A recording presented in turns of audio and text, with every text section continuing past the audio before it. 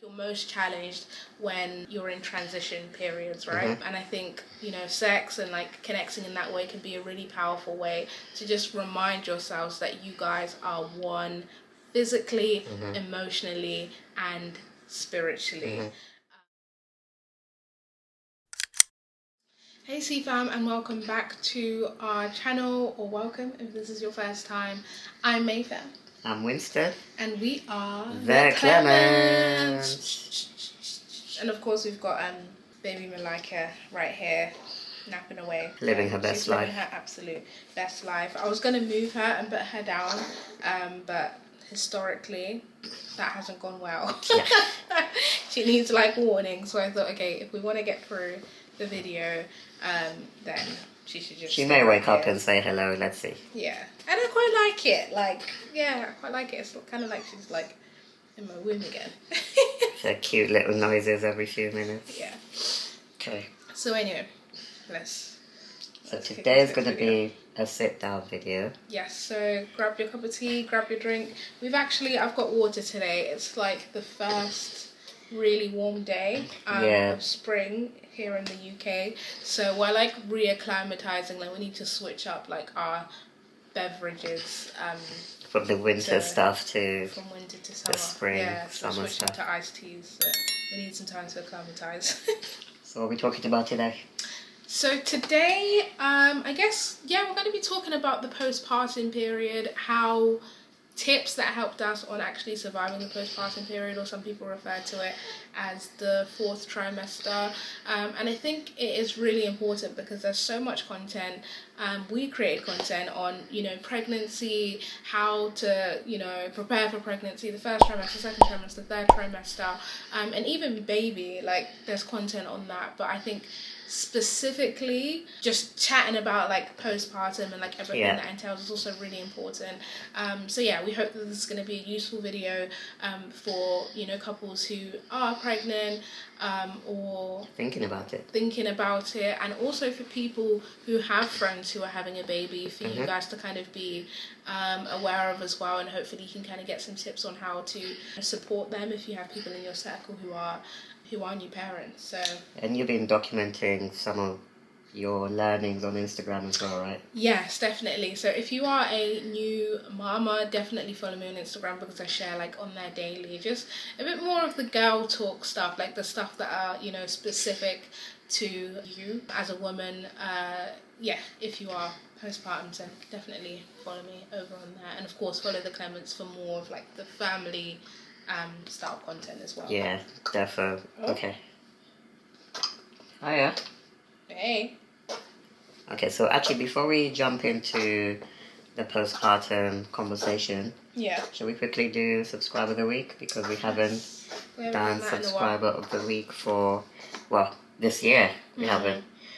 I've got one that we picked out earlier. It's from Yasmin Saren Cooper, who says, Winston must have Jesus' personal phone number because he really lucked out with such a beautiful, attentive, kind, and loving wife in Mayfair. God literally said, I'm making this one, Mayfair, for Winston. I love seeing you guys every week. And I love that comment, but she loved it even more. It made my day, so thank you so much. Thank you, Yasmin. That's super, super sweet. Awesome. So, where do we start with this chat? Where do we start? If you see us looking down, we've got a couple of notes. Yes, we made a couple of notes just to keep us on track. Yes, for sit-downs we kind of like to make sure we get all of the points. So I guess I'll kick off with the first one, which is something to note, which is that you will get advice from everywhere as a new parent, especially from people who have also done it before, or from social media. You'll get advice, from everything. And of course, I think it can be really useful. Like, we're really blessed to have amazing people in our circle. But I think just in terms of surviving the postpartum period, I would say it's really important to just balance that advice out with like your own gut.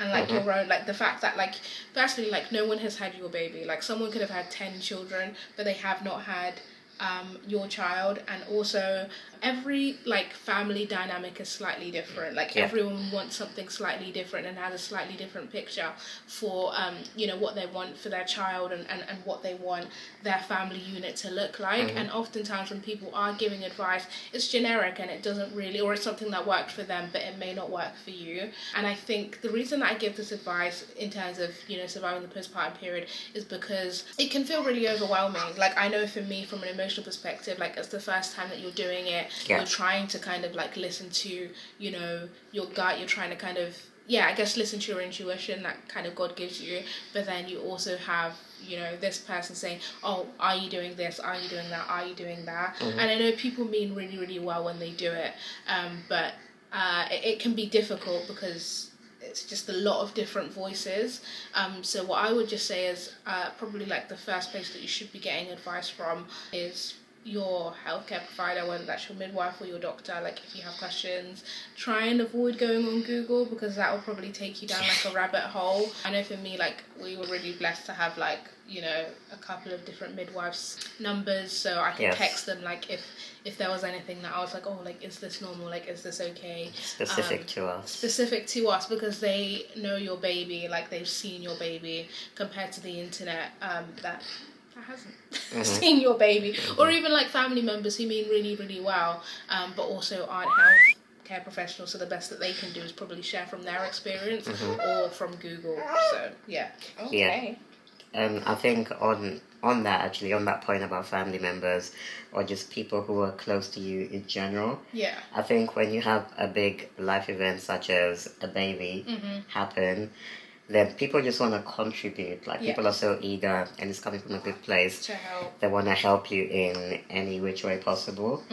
And advice is one of the ways that people think is a good way to contribute their help. But often, like you said, that advice comes from a place of projection. So someone might say, hey, you know what, when I had my twins, I didn't get any sleep for 6 months, or that you must be stressed, you must be feeling this way, that way, your emotions. And actually that projection isn't necessarily a helpful thing for someone who's just had a baby.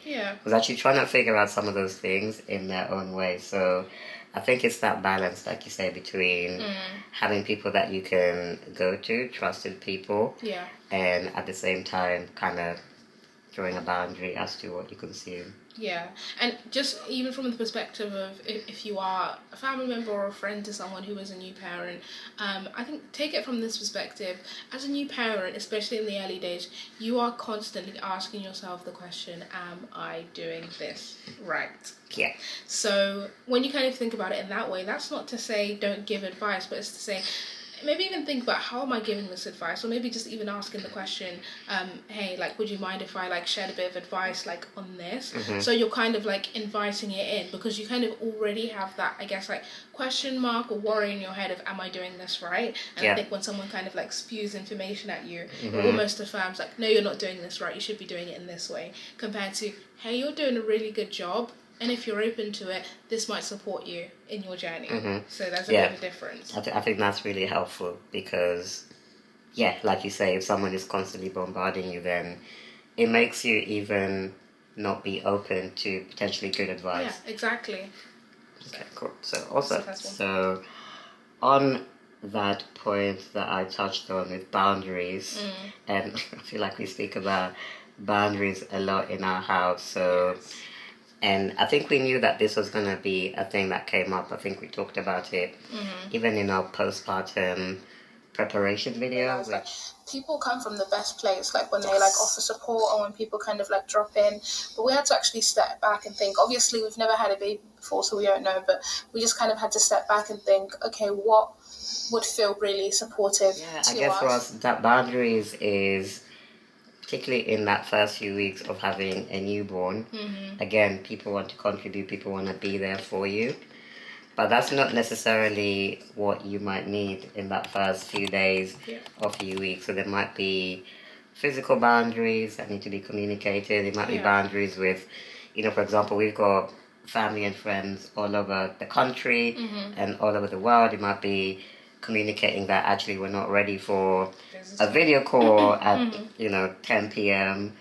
because it works for your time zone or whatever. Yeah. And I think that's one thing that I think we were really aware of, and for me, I took that on as a responsibility to set those boundaries. Yeah. Even as soon as she was born, I sent out a message to say, Malika's here, everything is good, she's healthy, mom is doing well, and actually for now, if you want to communicate with us, come through me. I'll be sharing, pictures, videos, but for now, my priority is to protect Mayfair and Malika from having to update everyone. So just come through me for now. And I think that worked really well for the first few days. Definitely. And I think that's something that you can do as a partner, or a husband, is kind of taking responsibility for safeguarding those boundaries. Yeah, being a gatekeeper almost. Yeah, kind of being a gatekeeper, because it can be very raw, like in those first few days, and people may not really understand. So, or even if like you're about to go into labour, I think this was something that was suggested to us in birthing class as well, like just sending out a message beforehand and saying, hey, like we'll update you like when something happens, just so it kind of takes off like a little bit of pressure. If you are, pregnant and you're about to have a baby. And I think as well, like, you can't be annoyed at it. It's setting boundaries one, but then communicating those boundaries, because it's really easy to get annoyed about people violate boundaries that you haven't communicated, right? So you can't get annoyed if people are dropping by without setting an appointment, if you haven't actually said beforehand, hey, like it would really help me if you could set an appointment before you drop by, or hey, is it okay if you wait for me to give you an update before kind of like texting me? So it's important that you communicate those boundaries, and also on the flip is give people grace as well, because if there's a new baby in the family, like people are excited, they want to help, they're an important person in their lives as well. So I think it's grace, like on kind of both ends, is really, really important. Oh, my hair drops just come undone. Okay, we are back. By the way, the reason I wear head wraps pretty much all the time is because I haven't had a chance to do my hair. So there we go. But yeah, boundaries, make sure you set them, make sure you communicate them, because they protect the space that you need. And again, like everyone's boundaries are going to look different. For you, maybe you do want to just be around loads and loads of people after you just have a baby, and that's fine. But you need to just think about, what do you want your postpartum period to look like? What would be helpful for you in that season? And then create boundaries that kind of help to protect that. When it comes to that communication as well, I think for us, a big part of those boundaries was also communicating the kind of help that we need initially. So, for example, it might be that, hey, we need help with cooking, or we need help with cleaning, or picking up groceries that first couple of weeks. And then that way, it kind of helps people channel their energies in a direction that feels good for everyone. 100%. And don't be afraid to do that, because like we'll touch more about this like in the next point, but people, and I didn't really think this would be a thing as well, but it's hard to conceptualize the fact that you've literally had this human being inside you for 9-10 months, and people, they think by helping it's like holding the baby and like helping with all the baby stuff. But as a mother, I'll speak from my perspective, it's kind of like, oh my gosh, like it was just us two, and you kind of need to like ease yourself out of that, of like we're no longer like physically always attached. That's why baby wearers are such an amazing thing, because it kind of helps baby to adjust to, hey, we're on the outside, I'm not always with mum, and it helps mum to adjust as well. So that's just what I would say, like if you are a family member as well, like ask about different ways that you can help, because it may not always be holding the baby and doing those things. Agreed. Just say that. So shall we dive into postpartum emotions? So yes, the third thing, postpartum emotions are very, very, very real. I think maybe like most people kind of like know about this, and we were really grateful to kind of have been informed about, hormonally, like everything's just crazy, because your body's literally been preparing, for 10 months to sustain this human being. And then pretty much like overnight, your hormones have to function in a completely different way, and also whether you are breastfeeding or not, like there's a massive injection of hormones that has to happen for your milk to be released.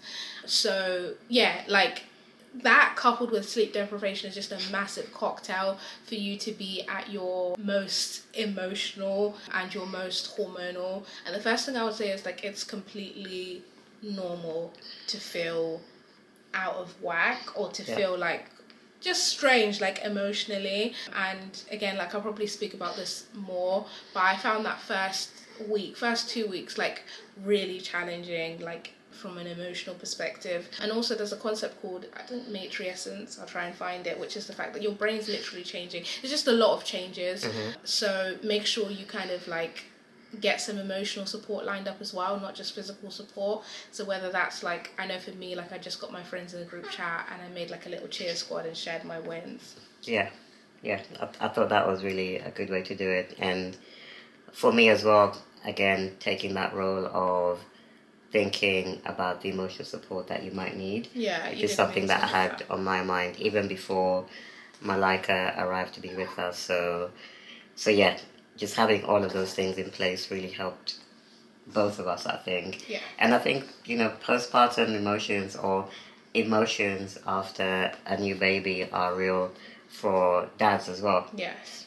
And, because as a dad, yes, you didn't carry your child for 9 months, but you are the closest person to that experience other than mom and baby. So, to reach the end of that cycle, to have the baby here, to be experiencing all of those changes in our home and in our space and, in our relationship as well. Yeah. I think that does have an impact. And sometimes it can be a bit like, you can feel a bit slighted as a dad because, everyone focuses on mom and, you're kind of like there in the corner like, hi, I'm still here.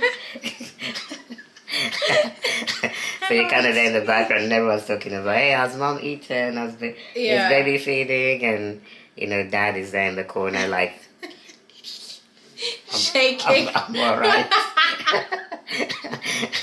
So yeah, like, I guess for not just moms, but everyone who's involved when there's a newborn, just keep an eye out for, not just mom, but dad as well. Yes, I think that's really important. Yeah, definitely. And I think because I posted on my Instagram, like, I think I was just talking about how, one important thing is like just staying connected to your partner and like making sure you're loving on them.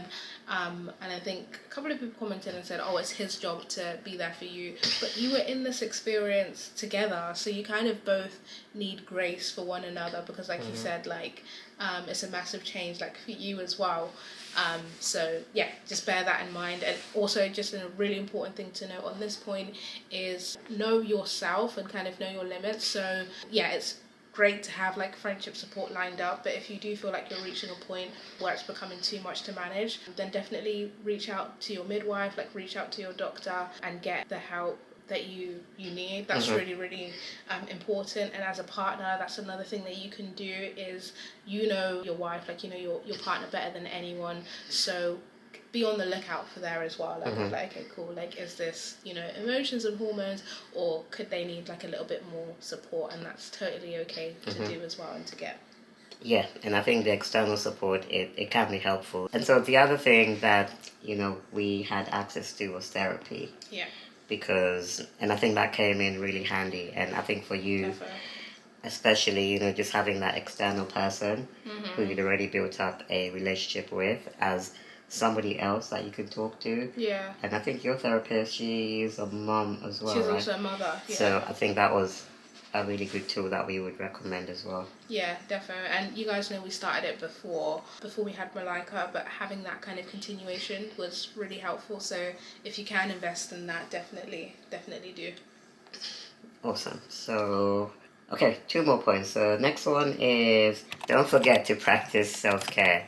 Yeah. Don't forget to practice self-care. So I think that's always been something that's really important to both of us, and we try to hold each other accountable. Yes. Not just for like work stuff that we have to get done, but also like how we look after ourselves and how we look after each other. And I think for me, I knew that self-care was going to be massive for you, especially that first few weeks of adjusting with a newborn. So, I'd constantly be saying to you, I'll watch Malika and you just go and have like a long bath or something. Yeah. Don't think about anything else for the next half an hour. And literally, I'm not gonna lie, like if you follow me on Instagram, you know I love a warm bath.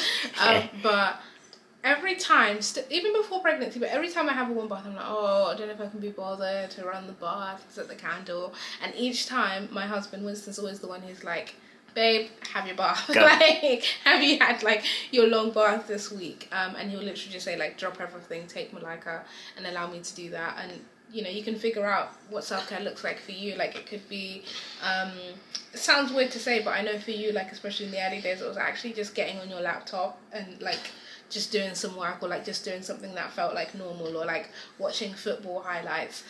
So I think for partners, it's really cool when you know what self-care looks like for the other person. Yeah. So if you haven't had that conversation, or you haven't gotten to learn that yet, like go ahead and have that conversation now. Like ask your partner, like what's something that really fills you up, so then when it comes down to it, instead of just saying, oh, go and have self-care for half an hour, you're able to actually say like, babe, like why don't you go and have a bath, or babe, why don't you just stick on the TV and watch football highlights, or you know, why don't you go for a walk this morning, kind of thing. Yeah. And another tool that we learned as well that really I think helped us with our self-care was in the birthing class. Yes. Where we listed out different self-care things we could do in, I think it was 15, 30 minutes and 1 hour. Yeah, even 5 minutes. And even 5 minutes as well. So I think making that list in advance was really helpful, because sometimes you haven't got half an hour or an hour to do self-care, especially with a newborn, things can be super unpredictable. So it's even knowing, okay, if I have 5 minutes, I'm just gonna, you know, make myself a fancy cup of tea or cup of coffee, or I'm just gonna have a 5-minute, you know, Instagram break where I just go and browse and scroll, or have a 5-minute conversation with mom or your sister. Yeah, or even like just taking like your, you know, postnatals, which is another thing.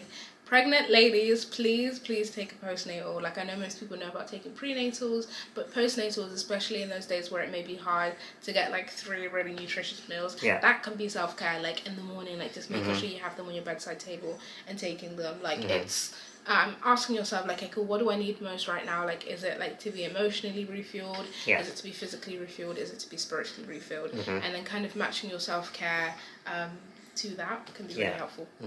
And also finding self-care things that you can do together. Yes. I think that's important. And you know, if you saw in the last vlog, like we've started doing more walks together, and I think that helps. Not just the two of us bond, but also Malika as well. Yeah, seeing different things. Yeah. She's able to join us for those. Yes. And want to do the last one? Okay, so the final thing is make sure you connect with your partner. Let's get into it. If you stayed this far. By connect, like, yes, definitely, like, just doing, like, different activities together and laughing together. But by connect, we mean intimately connect. And yeah, like as soon as, if you are clear to, like obviously like everyone's different, and I know a lot of women don't feel like, you know what, I'm about to say it, having sex or like engaging in intimacy like after they've just had a baby. But if you do feel like it, and obviously you've been cleared to by your midwife, it really helps. It helps us, it helped me, because I think, again, like you go through such an experience where you can kind of feel quite separate to each other, because like, again, like physically, like hormonally, like you've changed massively. Anyway, like I think in marriage and relationships, like you're most challenged when you're in transition periods, right? And I think, you know, sex and like connecting in that way can be a really powerful way to just remind yourselves that you guys are one, physically, emotionally, and spiritually. Again, like if you don't feel ready to, or you're not up for, you know, doing all of that, find like another way. Like it could be cuddling, like it could be just something that like makes you guys like feel physically close. And what that will also do is it actually triggers oxytocin, like the love hormone, which is amazing for breastfeeding and just helping you to feel happier and kind of balancing out some of those like other emotions that can come with postpartum, like you know, anxiety or whatnot. So yeah, that's what I'll say on that. Like is that, I know, like even if, you know, you can get someone to like help babysit like for a night, and you guys can go away like for a hotel when you feel ready to, go ahead and do that. Or you don't even have to go the whole 9. Like it could be like if you have like an evening, like just make time, find some time to hang out. Oh, you got something to say about that? Yeah, and I think you cover it well, and I think this is one of those, again, those topics that doesn't really get addressed in a balanced way. No. That I've seen, because generally you think, when someone's had a baby, like this should be the last thing. And that's what everyone says. Yeah, like, oh, this will be the last thing on your mind. They don't even talk about it. Yeah. But I think hopefully it's presenting that other side of it, because you might even find yourself thinking that you're a bit weird for wanting to connect with your partner. Like, am I crazy? Because everyone says this should be the last thing on my mind, but it feels like something I really want right now. Yeah, so hopefully we present the other side of that story as well. And although it's a physical intimacy, I feel like it also helps us bond emotionally and spiritually as well. So 1000%. It's definitely something that's really helped us stay connected during this changing season. Definitely. Like, it's a tool that you have that you can use, like, within marriage. Like, God gave it to you for that. So, like, again, like, that you can use that tool. Obviously, I also learned that you're very fertile after you just had a baby. Oh, yes. And they do advise, like, I think to wait, like, 12 months, or if you've had a C-section, maybe even longer. 12 months. Yeah. Wow. To have a baby. To have a baby. Yeah, yes, to have. Oh, yeah, not to have. Okay, yes. Otherwise, yeah, like. Yeah.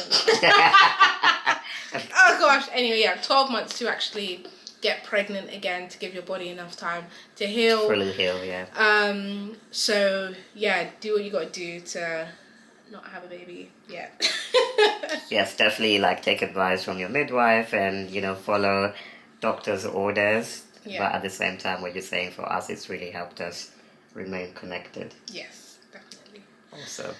Cool. So let's wrap it up here. And let us know which of those tips resonate with you the most, because we know we've shared, like, a lot of different things, or there might be something that you think was really helpful to you, so just pop it in the comments, because I know there's a lot of people who get a lot of value, not just from our videos, but from going through the comments as well. Definitely. And share this video as well with new parents, people who are going in that season, or just share it on your socials, because you may not know, someone in your circle may be pregnant. And this could be a really useful video for them.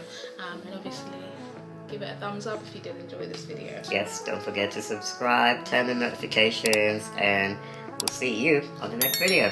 Bye, Siva.